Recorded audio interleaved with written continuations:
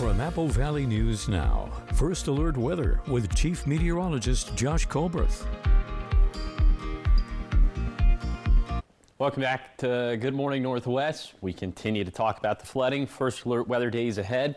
Here's a comprehensive look at our flooding forecast. You can see the situation has greatly improved in Kittitas and Yakima counties, at least compared to a couple days back. But we still have some drama to go for the Yakima River at Parker, and then for the Yakima River at Kiona. So that would include both Yakima and Benton County. So let's take a closer look at the Yakima River at Kiona. It's already in a minor flood stage, and we're expecting this thing to get up into the moderate flood stage, cresting tomorrow morning at 10 a.m. and getting close-ish to that major flood stage. So we'll see how that ends up panning out. But again, in West Richland, in Prosser, in Benton City, in Kiona, obviously, in those areas, got to pay very close attention to the forecast. And you should be signed up for those emergency alerts that we talked about at the top of the show.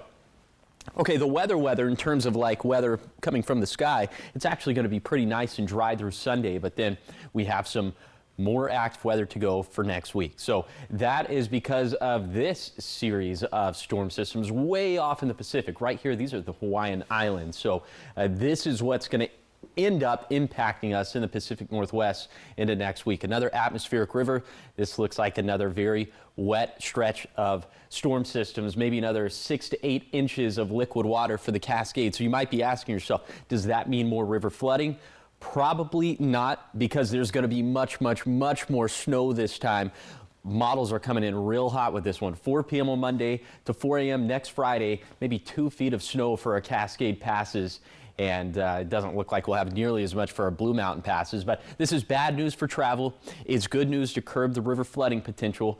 And it is really good news in that we need the snowpack. It's lacking right now, and that'll certainly do us a big favor. Here's a 7-day forecast for the Tri-Cities, continuing to track the flooding potential along the Yakima in Kiona, Benton City, Prosser, and West Richland.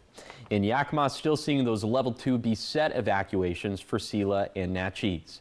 In Ellensburg, floodwaters receding. We should mostly be in the clear by this weekend. In Hermiston, a drier stretch through Sunday. Then the action picks back up on Monday. And finally, for Walla Walla, nice weather over the next few days. Then wet weather returns for next week.